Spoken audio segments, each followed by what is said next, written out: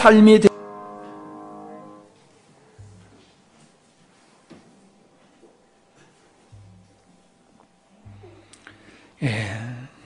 고린도후서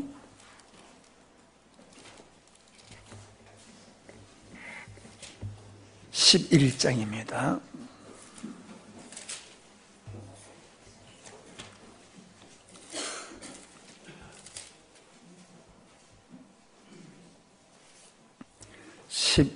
고린도후서 11장 30절부터 12장 10절까지 우리 한 절씩 한번 교독하실까요?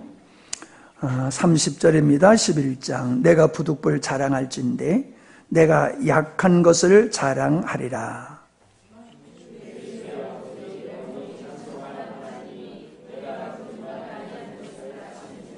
다메섹에서 아레다 왕의 고관이 나를 잡으려고 다메섹 성을 지켰으나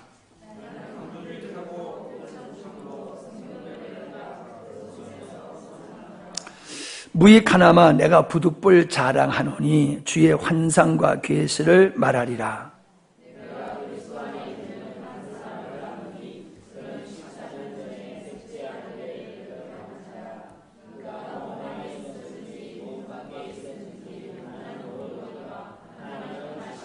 내가 이런 사람을 아노니 그가 몸 안에 있었는지 몸 밖에 있었는지 나는 모르거니와 하나님은 아시느니라.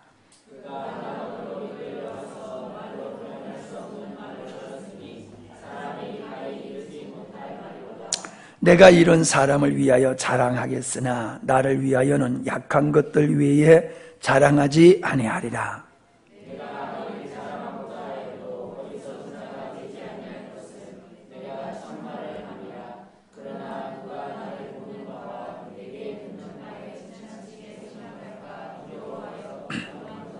여러 계시를 받은 것이 지극히 크므로 너무 자만하지 않게 하시려고 내 육체에 가시 곧 사단의 사자를 주셨으니 이는 나를 쳐서 너무 자만하지 않게 하려 하십니다.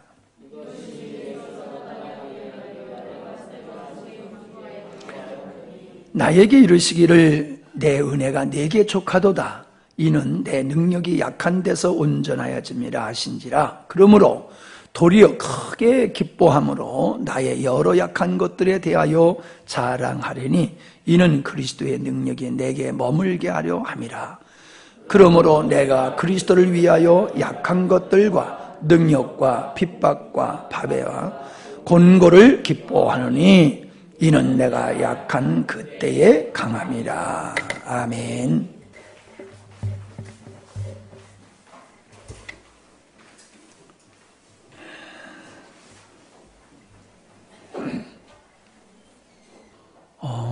찬양. 우리에게 이 통증을 느끼는 이 신경, 통증을 느끼는 이 신경이 없다라고 하면 진짜 불행한 거지요. 또 감정이 없다라고 하는 것도 정말 불행한 모습일 거예요. 육체적인 감각은 있지만은 하나님을 향하여 감각 없는 사람들이 있어요. 하나님을 향하여 감각이 없어요. 그래서 구약에서 보면 그런 그 죄인들을 그 나병 환자로 그렇게 표현하고 있는데 우리가 하나님을 향해서 그런 그 뜨거운 감정이 없다고 하는 것은 심각한 영적인 문제가 있다는 거예요. 그리고 하나님을 향한 감격이 없으면 우리 마음속에 절대로 하나님의 나라가 이루어지지를 못해요. 우리는 하나님을 향한 그 감각이 살아있을 때에 천국의 삶을 이 땅에서 누릴 수가 있는 거예요. 환경이 좋아서가 결코 아니지요. 오늘 말씀 제목은 약할 때가 강할 때, 이런 제목으로 말씀을 드리려고 합니다. 구원받은 자를 성경에서는 어둠에 있는 자를 빛으로 인도했다라고 표현하고 있습니다. 구원받았다라고 하는 것은 지옥 갈 자를 천국 가게 한 것이다. 이게 너무 유치원 수준의 그런 진리만 가지고 있으면 안 됩니다. 그 말도 맞는 말이지만은 사실 그렇게 생각하면은 구원이 무엇인지를 우리는 정확하게 모르고 있는 것이고 이 땅에서 구원받은 자의 삶을 누리지를 못하는 거예요. 근데 성경에서는 지옥 갈 자를 천국으로 가게 했다라고 말씀만 하시는 것이 아니라 어두운 가운데 있던 어둠의 백성을 빛으로, 빛의 세계로, 빛의 자녀로 이렇게 옮기신 것이 구원이라고 얘기를 하고 있거든요. 어둠에 속하여 사는 사람들은 그 생활이 어두운 생활을 합니다. 소위 말해서 죄된 생활을 하는 거지요. 탐욕적인 생활. 자기 이익을 위해서, 탐욕을 위해서 살아가는 삶을 어둠의 삶이라고 그렇게 표현을 하지요. 어둠의 삶의 특징은 자기중심이에요. 이 세상을 보세요. 온통 세상에 경쟁, 다툼, 싸움, 그렇잖아요. 우리 방송을 보면요. 얼마나 끔찍한 사건들이 일어납니까? 자기를 위해서, 자기 행복을 위해서, 자기 만족을 위해서 다른 사람을 해코지하는, 다른 사람 것을 착취하는, 내가 강함으로 말미암아 내가 높은 자리에 서서 내가 다른 사람을 지배하고 그 속에서 자기가 행복을 누리려고 하는 사람, 그래서 공부를 열심히 하고 출세를 하려고 길을 쓰는 사람들, 이 국방 비리를 보면서 참 마음이 참 깝깝합니다. 장성이 될 때까지 그가 군인으로서 몸담아서 평생 살았다고 하면은 나라의 안보를 위해서 살았다고 하는데, 사실 나라의 안보를 위해서 살았다고 하는 그들이 국방에 들어가야 할 돈들을 갖다가 사기를 쳐가지고 참 그렇게 비리를 행하는 걸 보면요, 고양이한테 생선을 준 것 같은 생각이 들어요. 나라의 안보를 이용해서도 자기의 배를 채우고자 하는 이런, 겉으로 보면 아주 번듯한데 속을 보면 완전히 이리와 같은 그런 사람들이 방송에 자꾸 나오잖아요. 하나님을 모르는 사람들은 어찌 보면 그렇게 살 수밖에 없어요. 제가 술을 좋아하는 사람들을 이해를 해요. 우리는 예수님 때문에 행복하고 기쁘게 살지만 예수님 없는 사람들은 뭐가 재밌겠어요? 그러니까 술을 먹을 수밖에, 술을 친구로 삼고 술로 낙을 누릴 수밖에 없겠구나. 이해가 됩니다. 하나님을 모르는 사람들의 어둠의 생활의 삶의 원리와 하나님을 알고 생명에 속하고 빛에 속한 하나님의 백성들의 삶의 원리는 같아요, 달라요? 다릅니다. 내가 예수를 믿는다고 하면서도 나의 삶의 원리가 성경적이지 아니하고 세상적인 원리로 살아가면요, 그 사람은 말로만 예수 믿는 거고 실제로는 예수님 믿는 게 아니에요. 바로 오늘 사도 바울이 말씀하고 있는 이 말씀을 보면은 빛에 속한 사람의 삶의 원리가 무엇인지를 우리에게 보여주고 있습니다. 사람들은 자기를 다른 사람들한테 이렇게 과시하는, 세상 사람들은 자기를 과시하는 이런 면이 있잖아요. 근데 이 사도 바울은 자기를 과시하지 않아요. 자랑할 게 많이 있지만은 바울은 그걸 자랑하지 않아요. 왜? 자기가 자랑하는 거야 사람들이 거기에 집중하고 진리이신 하나님으로부터 멀어질까 봐 자기가 받은 은혜, 자기가 경험한 것을 바울은 자랑하지 않아요. 이야기를 하지 않아요. 근데 교회 안에서 보면요, 자기 자랑하는 사람들이 얼마나 많은지 몰라요. 천국 갔다 왔다고 천국을 보고 온 이야기를 하는데 아무리 봐도 그게 성경적인 것이 아닌 것들을 자기가 천국에서 봤다고 얘기하는 사람들 보면서 참 좀 그렇습니다. 이게 아닌데 하는 그런 생각을 가져요. 바울은 진짜 천국을 본 사람이에요. 근데 그가 뭐라고 얘기하고 있냐면 사람의 말로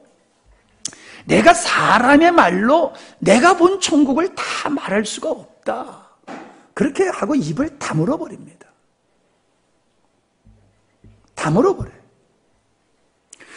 그러면서 그가 사람들의 관심을 끌 수 있는 일에는 입을 다물어 버리고 자기의 약함을 지금 자랑하고 있다는 겁니다. 자기의 약함을. 바울이 말하는 자기 약함이 무엇일까요? 12장 7절에 보면은 여러 계시를 받은 것이 지극히 크므로 너무 자고하지 않게 하시려고 내 육체에 가시 곧 사단의 사자를 주셨다. 그래서 나를 쳐서 너무 자고하지 않게 하려 하심이다 라고 말씀하고 있지요. 그는 천국을 보았고 누구보다도 진리에 관한 계시의 말씀을 풍성히 받은 사람입니다. 그러기에 넉넉히 그는 교만해질 수 있는 조건을 가지고 있다는 거지요. 그래서 하나님은 그가 교만해질까봐, 자만하여 넘어질까봐 그가 넘어지지 않도록 하기 위해서 그에게 연약함을 주셨다는 거예요. 육체의 연약함을 주셨다는 거예요. 9절을 보시기 바랍니다. 9절이요. 바울이 자기의 연약함을 가지고 하나님 앞에 고쳐달라고 3번을 간절히 기도했어요. 그랬더니 하나님의 말씀에 뭐라고 말씀하십니까? 내게 이르시기를 내 은혜가 내게 족하도다. 내 은혜가 뭡니까? 육체의 가시지요? 약함이지요. 바울이 가지고 있는 육체의 연약함을 하나님은 뭐라고 말하시냐면은 은혜다라고 말씀하시는 거예요. 그러시면서 뭐래요? 이는 내 능력이 하나님의 능력, 그 능력이 바울이 약한 데서 온전하여짐이라고 말씀하고 있어요. 네가 내 은혜를 입고 네가 그 은혜 속에 살고 있는 이유가 뭔지를 아느냐? 네가 그 약함 때문에 자고하지 아니하고 겸손하게 엎드려 있기 때문에 내가 너와 함께하고 내가 너와 함께하니까 너는 능력자의 삶을 살고 있는 거다. 그렇게 말씀하고 있어요. 여러분 동의하십니까? 사실 동의하기가 어렵지요. 여러분이 지금 심각한 어떤 질병을 가지고 이거 죽을 병은 아니야. 근데 그 죽을 병은 아니지만은 이게 또 고칠 수도 없는 병이야. 그런 육체의 연약함을 가지고 여러분이 살아가면서 하나님께 고쳐달라고 그랬더니 하나님께서 야 그게 내 은혜야 라고 할 때 여러분 아멘 하실 수 있냐고요. 바울은 크게 기뻐했다고 그랬어요. 자기의 육체의 가시를 놓고서 하나님의 은혜라고 하니까 아멘 하면서 그가 기뻐하면서 야, 이 약함 때문에 하나님께서는 내가 자만하여 넘어지지 않도록 나를 붙들고 계시는 하나님의 손길이로구나. 그걸 깨닫고 그는 기뻐하면서 자기의 약한 것을 자랑하고 있더라는 거예요. 자랑한다고 해서 뭐 세상 사람들한테 떠벌리고 프랭카드 붙이고 그런 의미가 아니죠.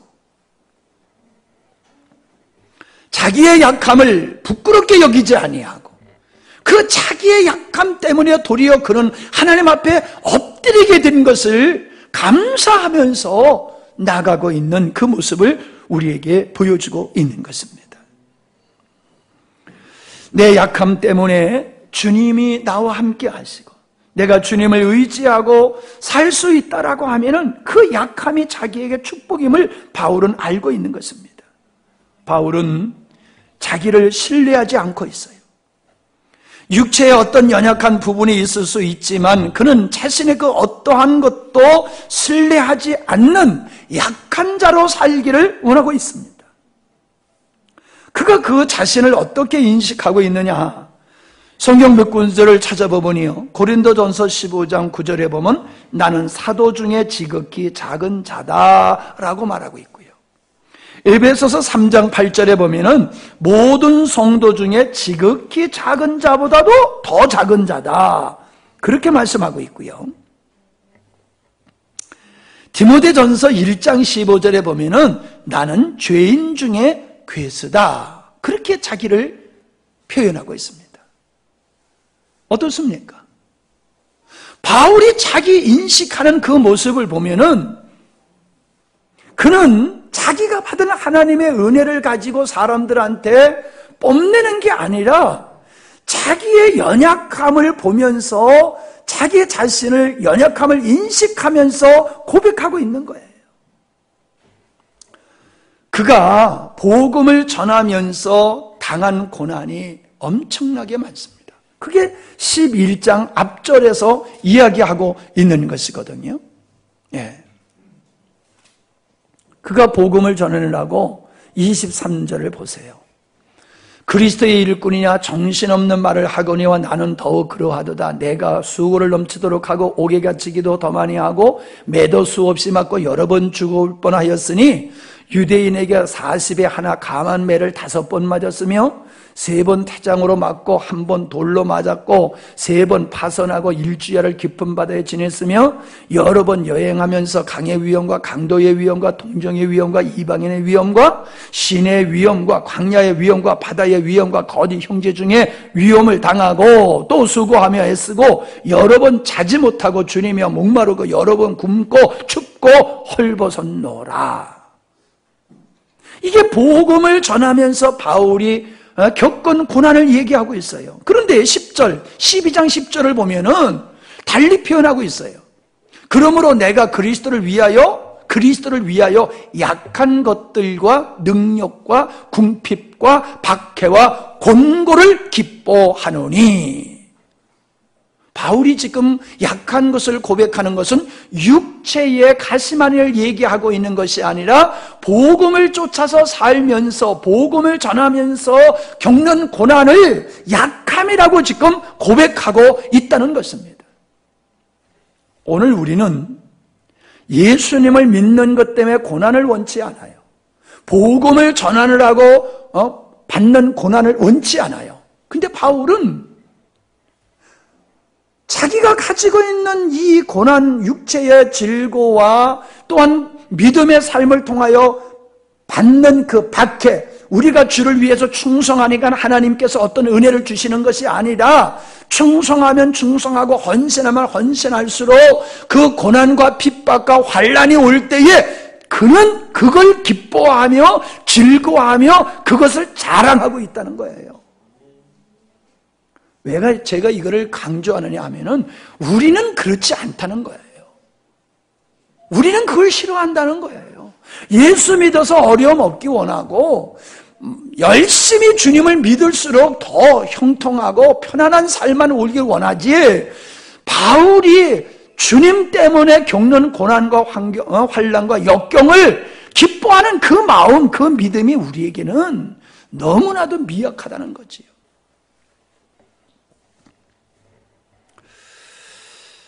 고린도후서 1장 8절로 9절에 보면은 그가 복음을 위해서 당하는 고난이 얼마나 심각한지를 고백하고 있는데요. 형제들아, 우리가 아시아에서 당하는 환난을 너희가 알지 못하기를 원치 아니하노니. 얼마나 환난을 당했냐 하면은 힘에 지나도록 심한 고생을 받아 살 소망까지 끊어졌대요. 그리고 마음의 사형 선고를 받은 줄 알았대요. 나는 이제 죽은 자야. 세상에 어떤 세상에서 살 만한 그런 의욕도 상실해버리고 나는 죽은 자와 같은 모습으로 살았다는 거예요. 근데 중요한 얘기가 뭡니까? 왜 하나님이 그토록 충성하고 헌신하는 바울에게 이런 살 소망이 끊어지고 사형 선고를 받은 자와 같은 형국에 처하게 했느냐 하면은 하나님만 우리로 자기를 의뢰하지 말고 오직 죽은 자를 다시 살리신 하나님만 의뢰하게 하심이라 라고 고백하고 있어요. 잘 들으셔야 됩니다. 잘 들으셔야 됩니다. 지금 고린도 후서 11장과 12장에서 하나님께서 바울에게 하시는 말씀은 네가 약하여짐으로 말미암아 너는 주만 바라보게 될 것이다. 그래서 네가 주만 의지하게 될 때에 나는 너와 함께하니 내가 너와 함께함으로 너는 내 능력으로 능력자가 될 거다. 그러므로 너는 복된 자다라고 말씀하고 있잖아요. 우리는 믿지 않는 사람들은요, 이 세상에서 하나님과 상관없이 편안한 것을 복이라고 생각합니다. 자기가 원하는 것이 다 이루어지는 것을 축복이라고 여깁니다. 근데 성경에서 주님은 그러질 않아요. 내가 모든 걸 가졌다 할지라도 주님과 함께 하지 않는 인생은 그건 불행한 인생이고 헛된 인생이라고 말씀하시는 거예요. 세상 것이 너무 좋아서 세상 것이 너무 많아가지고 그것에 마음과 생각을 시간을 빼앗겨서 끌려가는 것보다는 네가 고난 가운데서 도리어 나를 바라보고 나와 함께하고 나만 의지하는 거 그게 복이야 라고 지금 주님이 말씀하고 계시는 거거든요. 여러분 이 말씀 앞에 여러분 정말 아멘 하는 믿음을 가지시기 바랍니다.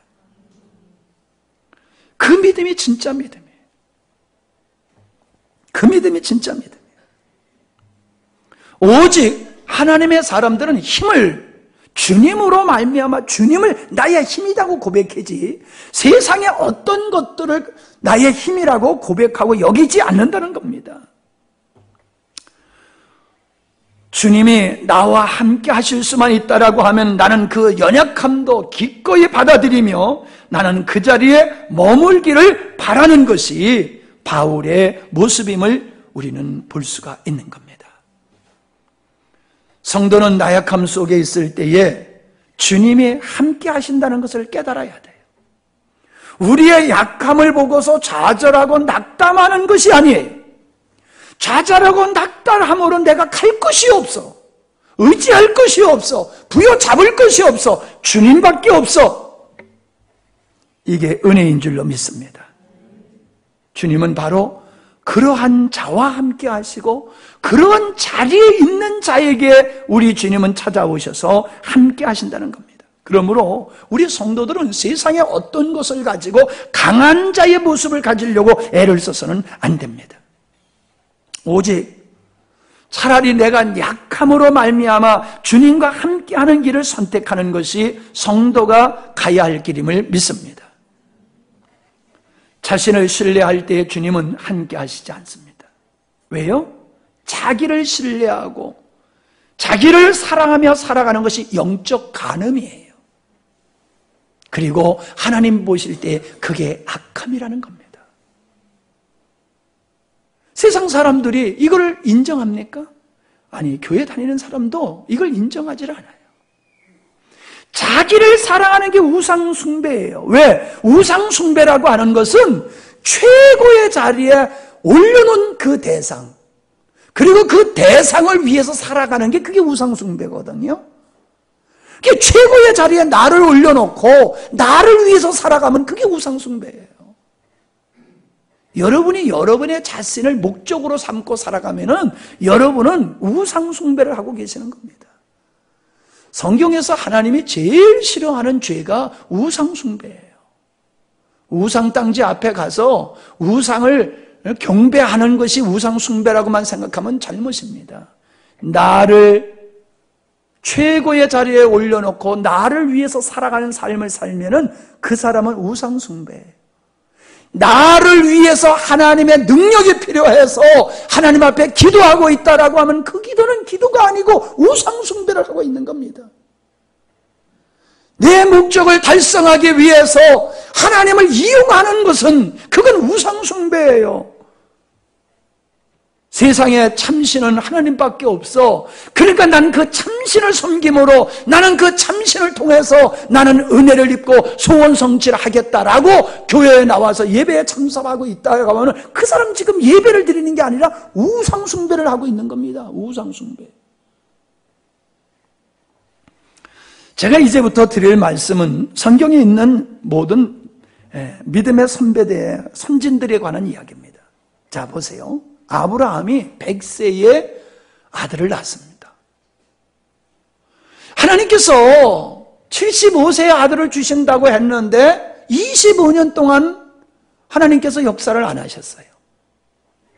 이제는 아이를 낳을 수 없는 몸이 되어버렸습니다.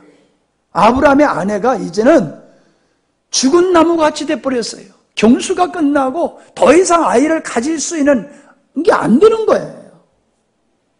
그때까지 하나님은 기다리셨어요. 약함이지요. 도저히 인간의 힘으로 아이를 상산할 수 없는 그 자리, 그게 약함이에요. 그 약함에 이를 때까지 하나님은 기다리고 계시다가 아브라함과 사라가 그 약함의 자리에 있을 때 비로소 역사하신 거지요. 모세를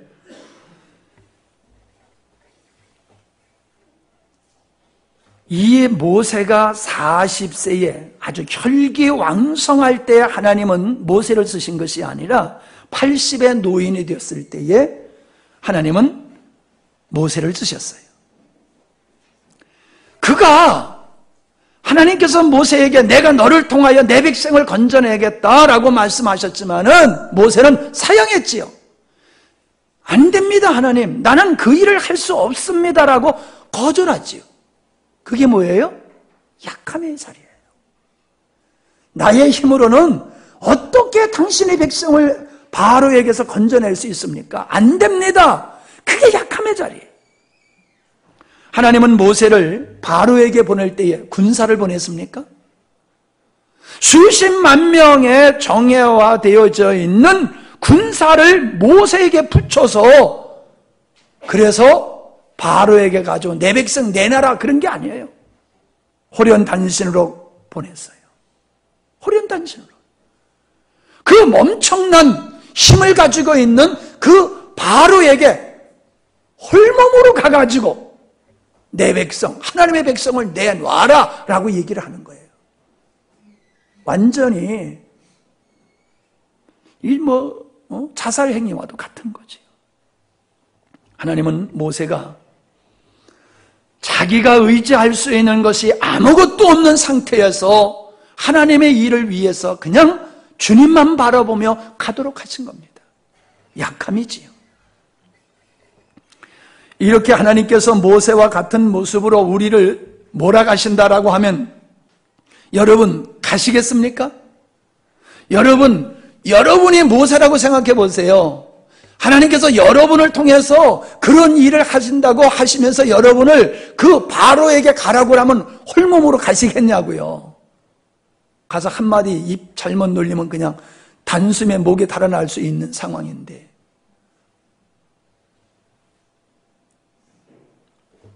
하나님은 모세를 무엇이든지 어떤 것도 의존할 수 없는 완전히 백지 상태, 약한 자로 만들어서 바로에게 보내십니다. 왜요? 이 백성의 출애굽 사건은 네가 하는 것이 아니라 내가 하는 거다. 하나님께서 내가 하는 것임을 너희가 알아야 돼. 그래서 홀몸으로 보내시는 거죠. 광야 40년을 왜 통과하게 하셨습니까? 신명기 8장 2절에 보니까는 이스라엘 백성들을 낮추시기 위해서 광야를 걷게 하셨다고 그랬어요. 광야에서 할 수 있는 일이 뭐가 있습니까? 왜 하나님은 이스라엘 백성들을 광야를 통과하게 했습니까? 낮추심이야. 약하여짐. 하나님 앞에서 인간이란 아무런 노력을 해도 어떠한 수고를 해더라도 이게 소용없는 거로구나. 절대적인 하나님의 은혜가 아니면은 살 수 없는 거로구나. 빵으로 사는 존재가 아니라 하나님의 말씀으로만 사는 것이 인생임을 그걸 깨닫게 하기 위해서이라는 거예요. 그래서 광야를 통과하게 하신 거예요. 여러분, 우리가 지금 광야를 통과하고 있습니다. 우리 각자가 지금 광야를 겪고 있는데 여기서 빨리 탈피하려고만 들지 마세요. 하나님은 여러분을 광야에 집어넣어가지고 오직 하나님만 바라보는 약한 자, 낮은 자를 만들기 위해서 지금 하시는 거예요. 그래서 주님만 의지하도록 해요.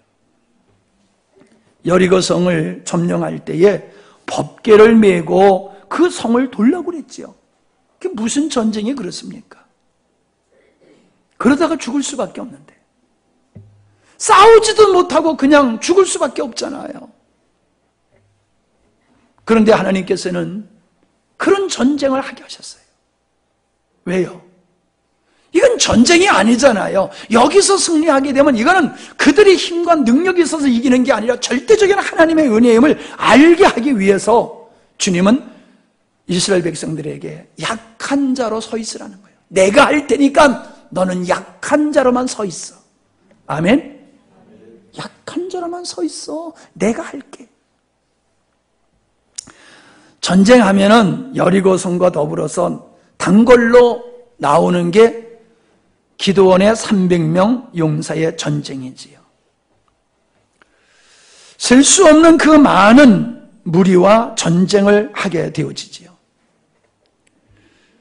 32,000명에서 전쟁에 투입된 사람들은 고작 300명밖에 되지 않습니다. 사사기 7장 2절에 보면은 왜 하나님께서 32,000명 중에서 다 돌려보내고 300명만 선택하셨냐 하면 이렇게 말씀하셨어요. 여호와께서 기드온에게 이르시되 너를 쫓는 백성이 너무 많은즉, 아니 뭐가 많습니까? 메뚜기 떼와 같다고 그랬어요. 이 미디안 사람들과 아말렉과 동방에서 온 이 연합군대는 메뚜기 떼와 같다고 그랬어요. 그러니까 숫자가 아주 많다는 거지요. 그 메뚜기 떼와 같이 많은 군대와 싸워서 이기려고 하면은 그만한 숫자가 있어야 되는데 32,000명 가지고도 택도 없는데 300명. 너를 쫓는 백성이 너무 많은즉 내가 그들의 손에 미디안 사람을 붙이지 아니하리니. 왜요? 이는 이스라엘이 나를 거스려 자궁하기를 내 손에 나를 구원하였다 할까 함이라. 그 전쟁의 승리가 하나님의 은혜로 이루어지는 건데 숫자가 많으면 자기 힘으로 자기들이 전쟁을 이겼다 승리했다 할까봐 도저히 어떤 방법으로 이길 수 없는 길로 내가 너희들을 인도하고 있는 거야. 300명 가지고 생각해봐라. 저 메뚜기 떼와 같이 많은 저들을 이길 수 있냐 없냐? 누구도 이길 수 있다는 생각하는 사람 없지요. 그렇게 불가한 환경으로 하나님 몰고 가시는 거예요. 약한 자로. 골리앗 앞에 사울 왕과 비롯하여 그 용맹스러운 장군들과 군사들은 쪽도 쓰지 못하고 토굴 속에 숨어서 바들바들 떨고 있을 때에 소년 다윗이 가서 그 골리앗을 무너뜨리지 않습니까? 골리앗을 쳐 멸하여 죽이지 않습니까? 다른 사람도 아닌 소년 그것도 한 사람. 왜 하나님은 그 소년 한 사람을 통해서 골리앗을 멸하십니까? 사무엘상 17장 47절에 다윗이 골리앗을 향하여 나가면서 한 말이 이 말이에요. 여호와의 구원하심이 칼과 창에 있지 아니함을 이 무리로 알게 하리라. 전쟁은 여호와께 속한 것인즉 그가 너희를 우리 손에 붙이시리라.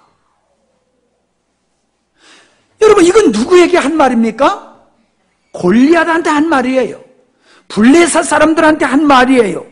야, 전쟁은 칼과 창으로 하는 게 아니야. 전쟁은 하나님께 속한 것이야. 이거를 지금 적군을 향하여 외치는 말입니다. 그런데요, 사실은 이 말이 골리앗만 들어야 될 말입니까? 골리앗만 들어야 될 말입니까? 이 말이? 지금 다윗이 골리앗을 향해서 한 말이에요? 자만과 교만에 빠져있는 골리앗을 향해서 한 말이에요? 그럼 반대로 두려워 떨고 있는 사울왕과 저 뒤에 있는 사울왕과 장군들과 그 군사들을 향해서도 하는 말씀이 되잖아요. 자만한 골리앗, 너 까불지 마라. 전쟁은 사람의 힘과 능력으로 하는 게 아니야. 벌벌 떨고 있는 왕에게 하는 거예요. 이 어리석은 왕이요, 전쟁은 힘과 능력으로 하는 게 아니고 하나님이 하는 건데 왜 벌벌 떨고 있어? 골리앗을 향하여 너 왜 이렇게 자만하고 있어? 이야, 다윗이 지금 영적인 메시지를 선포하고 있어요. 원수를 향해서는 하나님의 준엄한 심판의 메시지가 될 뿐만 아니라 벌벌 떨고 있는 사울왕과 그 장군들을 향해서는 믿음 없음을 책망하고 있는 겁니다. 하나님은 어린 소년 다윗을 통해서 그 골리앗을 꺾으면서 당신의 백성들에게, 원수들에게 선포하는 거예요. 너희들이 약하다고 두려워 떨고 있냐? 너희들이 강하다고 자만하고 있냐? 이 어리석은 것들아. 오늘 우리가 그렇지 않습니까? 뭐가 좀 잘 되면은 골리앗과 같이 아주 까불고 난리 법석치고, 뭐 좀 잘 안 되면은 사울왕과 그 군사들과 같이 겁을 먹고 그냥 쪽도 못 쓰고 그냥 발발발발 떨고 있고, 그게 우리들의 모습 아닌가요? 우리들의 모습이 그래요. 우린 나약함에 묶여 살아. 그 나약함에 묶이지 말고 나약함을 통하여 주님 앞에 가서 하나님의 영광을 입어야 되는데, 나약함 속에 빠져가지고 우린 메뚜기입니다 라고 하면서 하나님 앞에 나가지를 않는 거예요.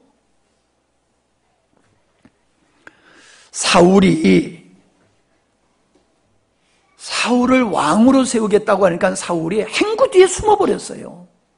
아이고, 나 같은 사람이 어떻게 왕이 되느냐. 왕이 안 되겠다고 숨어버린 사람이 사울이었어요. 그러니 얼마나 그가 겸손한 사람입니까? 얼마나 그가 약한 자의 모습을 주님 앞에 보였습니까? 그러니까 하나님께서 겸손한 사울을 들어서 왕으로 세웠어요. 그랬더니 이가 왕이 된 후에 어떻게 됐습니까? 그가 교만했지요. 자기를 위해서 살기 시작했을 때 하나님 그를 버리셨잖아요. 나약한 자리에서 주님만 바라볼 때는 하나님이 그와 함께 하시고 그를 들어 사용하시지만은, 그가 자만에 빠질 때에는 하나님께서 그를 버리시더란 말이에요. 하나님께서는 다윗을 사울 왕 뒤를 이어서 왕으로 세우시겠다고 사무엘 선지자를 보내서 그 머리 위에 기름을 부으셨어요. 이미 왕으로 임명하셔버린 거예요. 임명. 하나님께서. 그러면 왕으로 임명받는 기름 부음을 받았으면 즉각 왕위에 올라가야 되지만은, 내가 정확한 연수는 모르지만은 다윗이 왕위에 올라가기까지 한 15년 동안을 망명생활을 했습니다. 망명생활. 그것도 가드왕 아게스 앞에 가서는 미친 척을 했어요. 그래서 침을 줄줄 흘려가지고 침이 수염에 흘러내리게 하고, 기둥에 가가지고 벽에다가 몸을 극적하면서 미친 짓을 했어요. 왜요? 살기 위해서. 살기 위해서 미친 짓을 하면서 그가 그렇게 낮아진 자리에 이르렀었다는 거예요. 가만히 보시기 바랍니다. 다윗을 하나님께서 왕으로 기름 부으셨지만은 그 다윗을 낮은 자리, 약한 자리, 미친 척하는 자리까지 낮추셨어요. 그는 그 망명 생활을 통해서 깨달은 거예요. 그렇구나. 하나님이 나를 지켜주셔야지. 하나님이 나를 지켜주셔야지 되지. 하나님이 나를 지켜주시지 아니하면 나는 아무것도 아니로구나. 그래서 자기가 양과 같은 존재임을 깨닫게 된 거예요. 지난주에 이영화 목사님이 양에 대한 설교 참 은혜롭게 잘했잖아요. 다윗은 망명 생활을 하면서 자기가 양이라고 하는 걸 깨달은 거예요. 난 양과 같아. 목자가 없으면 나는 안 돼. 그래서 다윗이 선한 왕의 길을 걸어갈 수가 있었고 주님만을 의지하게 되는 거예요. 그는 한때 실수로 넘어졌지요. 우리아의 아내를 범하고 우리아의 아내를 자기의 아내로 삼기 위해서 그 남편을 죽였잖아요. 그는 하나님 앞에 범죄했을 때에, 나단 선지를 통하여 그 죄를 지적받았을 때에 이 다윗이 무엇을 두려워한 줄 아십니까? 하나님이 나에게 어떤 벌을 줄까봐 그게 두려운 것이 아니었어요. 왕의 자리를 뺏어갈까봐 그게 두려운 것이 아니었어요. 다윗이 두려워했던 것은 뭐냐? 하나님이 나를 버리실까봐, 하나님이 나를 떠나실까봐 그게 두려웠어요. 시편 27편 9절에 보면 주의 얼굴을 내게서 숨기지 마시고 주의 종을 놓아여 버리지 마소서. 주는 나의 도움이 되셨나이다. 나의 구원의 하나님이시여 나를 버리지 말고 나를 떠나지 마소서. 내가 왕의 자리에서 내려와도 좋다는 거예요. 내가 지금까지 누리고 있는 모든 걸 다 가져가셔도 괜찮다는 거예요. 다만 하나님의 나를 향한 얼굴을 돌이키지 말라는 거예요. 나를 궁일히 여기시는 하나님의 은총은 내가 계속 받기를 원하는 거예요. 나를 버리지 마시옵소서. 나만 버리지 아니하면 왕의 자리에서 내려와도 좋습니다. 나만 떠나지 마시옵소서. 내가 당신의 문지기로 인도할지라도 나를 버리지만 말게 하시옵소서. 시편 72편 18절에도 그런 내용의 말씀이 있어요. 하나님이여 내가 늙고 백수가 될 때에도 나를 버리지 마시며 내가 주의 힘을 후대에 전하고 주의 능을 장래 모든 사람에게 전하기까지 나를 버리지 마소서. 여러분, 이게 우리의 고백이 될 줄 믿습니다. 우리가 가장 두려운 게 뭐냐? 하나님이 나를 떠나는 거예요. 하나님이 나를 버리는 거예요. 이게 사망이에요. 하나님이 범죄한 아담을 버리셨잖아요. 얼굴을 외면하여 돌리셨잖아요. 예수 그리스도의 보혈로 다시금 하나님은 우리에게 돌아오셨잖아요. 에레미야서에 보면은 하나님의 영광에 떠났다가 하나님의 영광의 성전으로 다시 들어오는 모습이 보입니다. 마찬가지예요. 예수 그리스도로 말미암아 떠났던 하나님의 영광이 다시금 돌아와서 지금 우리가 그 하나님의 영광을 빌 수가 있다는 거예요. 우리 성도들은 그 하나님의 얼굴을 뵙는 것을 가장 영광으로 생각하고 가장 끔찍한 저주는 하나님의 나를 외면하고 하나님의 나를 버리고 하나님의 나를 떠나는 것이에요. 그게 다윗이었어요. 그게 우리의 모습이 되어야 될 줄로 믿습니다. 바울은 자기 자신을 가리켜서 예수 그리스도의 종이라고 고백하고 있지 않습니까? 인간 중에 가장 약하고 천한 사람이, 불의의 사람이 바로 종이지 않습니까? 바울은 왜 자기를 그리스도의 종이라고 여겼느냐? 나는 내 스스로 할 수 있는 것이 아무것도 없다는 거예요. 아무리 내가 능력이 있다 할지라도 그 능력을 내 마음대로 어떤 것을 선택할 수 있는 권리가 나에게는 없어. 바울이 고백한 이 종이라고 하는 것은 다윗이 말하는 양과 같은 거예요. 나는 오직 하나님 앞에서 양과 같이 사는 자입니다. 나는 하나님 앞에서 오직 종으로 사는 존재입니다. 그게 뭡니까? 가장 작은 자, 가장 약한 자의 모습을 보여주고 있는 거지 않습니까? 우리 주님은 이 땅에 오셔서 당신의 그 구원의 사역을 이루실 때에 왕과 같은 모습으로 하지 않으셨어요. 도리어 이사야 선지자는 예수님의 그 구원의 사역을 아주 연한 순과 같다, 새싹이 막 올라오는 연한 순과 같다, 도살장에 끌려가는 양의 모습과 같다, 그렇게 우리 주님은 약한 자의 모습으로 인류를 구원하셨다라고 말씀하고 있지 않습니까? 주님은 우리에게 말씀하십니다. 너 자신을 부인하고 쫓아야 된다고 말씀하고 있어요. 인간이 가장 약할 때가 언제입니까? 자기 자신을 부정할 때가 가장 약할 때라는 것이에요. 하나님은 바로 그때 우리에게 다가오셔서 우리에게 역사하신다는 것입니다. 바울은 그 영적인 비밀을 알았어요. 하나님이 언제 나와 함께 하시는가? 누구와 함께 하시는가? 바로 가장 내 자신이 약한 자로 주님만 바라볼 때에 하나님은 함께 하시는 분이라구나. 그걸 그는 깨달았어요. 주님은 저에게 오래전에 너는 가장 낮은 자리에서 가장 작은 자로 살라고 주님은 저에게 말씀을 하셨습니다. 사실 제가 가장 낮은 자리에서 가장 작은 자의 모습으로 살려고 애를 쓰지만은 그렇게 못 살아요. 그러나 내가 이 음성을 듣고 정말로 바울이 깨달은 이 약한 자의 비밀을 안 후로부터는 제 자신이 진짜 가장 낮은 자리에서 가장 작은 자로 살려고 애를 씁니다. 그랬더니 내가 낮아지는 것만큼, 내가 약해지는 것만큼 주님은 저를 통하여 역사하시는 것을 볼 수가 있어요. 정말로 바울이 경험하는 그 경험을 하는 거예요. 내가 약할 때에 주가 나와 함께 하시며 주님의 능력이 나와 함께 하시는 거로구나. 그래서요, 과거에는요, 기도도 크게 했어요. 크게 했어요. 그래야지 뭐가 들으실 것 같아. 근데 요즘은요, 기도를 크게 하지 않습니다. 도리어 세리와 같이 그렇게 기도해요. 꿇어 엎드려서 꿍얼꿍얼 그냥 속으로 하나님 앞에서 나의 연약함을 알기에 주님의 은혜가 아니면 안 됩니다. 주님의 은혜가 안 되면 안 됩니다. 그냥 주님 앞에 꿇어 엎드려가지고 입도 제대로 열리지 아니하고 신음하면서 기도를 합니다. 누구를 위해서 기도해 줄 때에 그전에는 그냥 막 힘을 주어서 기도했어요. 열심히 기도해야지 하나님의 능력이 임할 것 같아.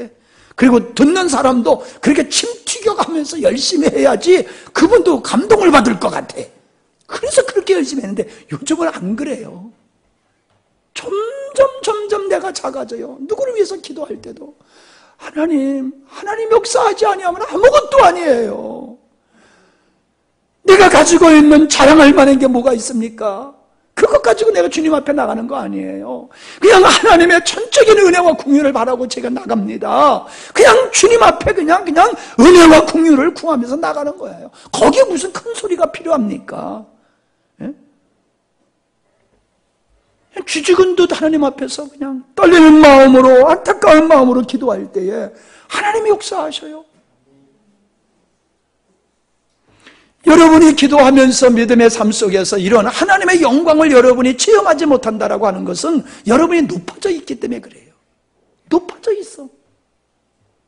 목사로 높아져 있고, 장로로 높아져 있고, 권사로 높아져 있고, 집사로 높아져 있고, 자꾸 높아져. 여전도 회장, 남전도 회장, 교사, 성가대 대장, 지휘자, 붙일 수 있는 건 다 갖다 붙이고, 높아져.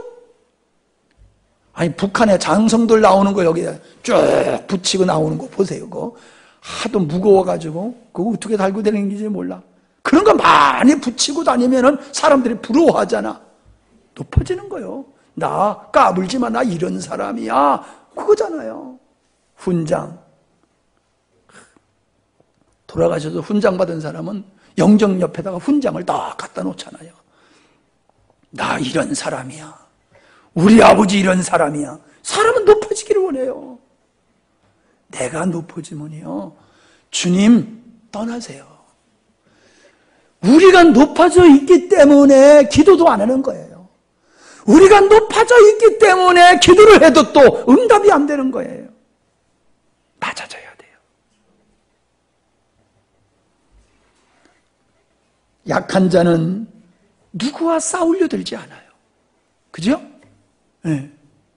내가 초등학교 때요, 저쪽 동네 애들이 떼거지로 몰려와가지고 나한테, 야, 네가 더 힘이 세냐? 내가 더 힘이 세냐? 그리고 나한테 달려들더라고요. 초등학교 때. 근데 한 놈이 아니고 그냥 여러 놈들이 와가지고 말이야, 나한테 협박을 하니까 내가 기가 그냥 팍 죽어가지고, 그래, 네가 더 힘이 세. 내가 그래버렸다니까. 그러니까 그냥 놔두더라고. 만약에 내가 더 힘이 세 그러면 누가 세냐 하고 그냥 벌떼같이 달려들어가서 나를 그냥 굉장히 그냥 어렵게 했을 거예요. 납작 엎드리니까 그냥 가더라고. 여러분, 왜 다툼이 일어납니까? 여러분이 강한 자로 서기 위해 있기 때문에 다투는 거예요. 높아지려고 하기 때문에 다른 사람과 싸우는 거예요. 성경에서는 악한 자를 대적하지 말라고 말씀하십니다. 뭔 얘기예요? 악한 자를 대적하지 말라는 건 선한 모습도 있지만은 약한 자로 살아, 그 말씀이에요. 주님은 겸손한 자를 기뻐하시고 교만한 자를 물리치신다고 하셨지요. 겸손한 자가 누굽니까? 자기의 힘을 의지하지 않는 자예요. 그리고 주님만을 의지하는 자입니다. 칭찬받기 위해서 교만한 척하는 그런 교만이 아니에요. 나사로가 죽을 때까지 우리 주님은 기다리신 후에 그가 죽었을 때에 찾아가셨어요. 왜요? 사람이 죽은 것만큼 약한 것이 어디 있습니까? 가장 낮은 자리, 죽음이라고 하는 가장 낮은 자리에 처했을 때에 주님이 가셔서 그에게 영광을 보여주시지 않았습니까? 오병이어를 도시에서 하신 게 아니에요. 빈들에서 행하셨습니다. 상황에 먹을 것이 없어서가 아닙니다. 왜 하나님은 그 능력을, 주님은 이 오병이어의 능력을 빈들에서 꼭 하셔야 됐습니까? 꼭 먹을 것이 없은 그 환경 때문이 아닙니다. 의도적으로 빈들, 광야와 같은 곳을 선택하셔서 인생은 오직 하나님만 의지해야 되는 거야, 그거를 가르쳐주기 위함이었다는 것입니다. 사랑하는 우리 성도님들, 여러분의 약함은 무엇입니까? 여러분의 약함은 무엇입니까? 나도 약함이 있습니다. 나도 약함이 있어요. 사람들은 내가 열등의식이 없는 사람인 줄 알아요. 내가 열등의식이 없는 사람인 줄 안다니까. 나 열등의식 대단한 사람이에요. 그래서 열등의식을 여러분에게 안 보여주려고 주님 앞에 열심히 엎드리는 거예요. 왜? 하나님이 역사 안 해주시면 진짜 그 나의 약함 때문에 나는 아무것도 할 수도 없고, 나는 그 약함 때문에 조롱과 멸시, 천대를 받을 수밖에 없는 거예요. 그걸 나는 알아, 나의 약함을. 그러니까 나는 그 약함 때문에 주님 앞에 엎드리고 주님만을 부여잡는 거예요. 그러니까 여러분이 볼 때에 열등의식이 없는 사람같이 보일 뿐이에요. 여러분, 열등의식에 빠지지 마세요. 열등의식에 빠지지 말고 그 연약함을 가지고 주님 앞에 엎드리세요. 나 못해, 나 안 돼, 제발 그런 소리 좀 하지 마세요. 그건 믿음의 소리가 아니야. 난 미꾸라지 기르고 싶어 죽겠는데 사모님은 미꾸라지 기르지 말라고 옆에서 얼마나 말리는지 모르겠어. 일하기 싫다 그래서, 나 일하기 싫어서 미꾸라지 기르려고 그러는 거야. 내가 그랬어요. 아니, 밭을 하니까 말이에요, 이게 뭐가 제대로 되는 게 없어. 이게 그냥 고생만 진짜 하고 뭐가 안 돼. 밀농사 잘 져가지고 그냥 여러분 와가 밀 퍼주고 같이 실컷 먹으려고 그랬더니 몇 개 안 났어. 예. 듬성 나버려가지고, 아이고, 다 갈아 엎어버리려고 그래, 이제. 그냥 내버려 두려니, 그 내버려 두면 그냥 풀구덩이가 될 거 아니요. 그러니 거기다가 나무를 심을까? 나무를 심자니 그것도 또 돌봐야 되고, 뭐를 할까? 그래, 미꾸라지 기르자. 그냥 습지를 만들어가지고 미꾸라지 그냥 사다 놓아가지고 뭐 도망가려면 도망가고 살려면 살고 그래가지고 주일날 되면은 우리 그냥 집사님들하고 가가지고 족대 가지고 가서 잡아다가 그냥 끓여 먹고 얼마나 좋아. 그지? 난 생각만 해도 기분이 좋아. 그냥 주일만 되면은 그냥 집사님 들어가지고 그냥 미꾸라지 잡아다가 그냥 끓여 먹고 그러면 얼마나 좋을까. 난 흥분이 돼 그냥. 근데 사모님 못하게 한다니까. 이거 참 결제가 안 나가지고 내가 이거 해야 되지 말아야 되지 내가 고민이요. 여러분, 주님께서는 바울에게 육체의 가시를 가리켜서 내 은혜가 족하다라고 말씀하셨어요. 하나님께서 나에게 약함을 주시지 않았다고 그러면 나는 기고만장할 사람입니다. 나보고 태양인이라고 그러면서 어떤 기질이냐? 대통령 해먹을 기질이래. 기질은 대통령 해먹을 기질인데 나의 약함이 하나가 있어가지고 이게 안 되는 거예요. 그러니 내가 얼마나 깝깝하겠어. 대통령 아니면 부통령이라도 해먹어야 될 텐데 이게 얼마나 깝깝하겠어? 왜요? 하나님의 나라를 완벽하게 지으셨다라고 하면 내가 여기 서서 설교하는 목사가 되겠습니까? 벌써 딴 사람 됐지. 나 고등학교 때 사람들이 보면 나보고요, 육군사관학교 가라고 그랬어. 육군사관학교 꼭. 진짜 육군사관학교 갔으면은 나 별 달았을 것 같아. 근데 가고 싶어도 못 갔어. 약함 때문에. 그게 나는 원통했고 그게 힘들었지만은 지금에 와서 보면요, 그 약함 때문에 내가 십자가의 복음을 깨닫고 주님과 함께하는 이 은혜의 길을 걷게 하신 거예요. 이 약함이 없었으면은 나는 이 은혜 못 받았어요. 여러분도 약함 때문에 축복이 되기를 바랍니다. 그 약함 때문에 하나님의 은혜를 입을 수 있는 기회로 여러분이 믿음으로 삼으세요. 시골이니까 안 된다? 이것이 없어서 안 된다, 저것이 없어서 안 된다. 그 안 된다는 말은 믿음이 아니에요. 여러분이 약함 가지고 주님 앞에 엎드리면 그 약함 때문에 하나님의 역사할 수 있는 새로운 계기가 반드시 옵니다. 아멘 소리가 왜 이렇게 적어? 효원이가 아멘을 크게 해야 되는데 효원이가 잘 돼야지 나중에 내가 덕을 볼 텐데.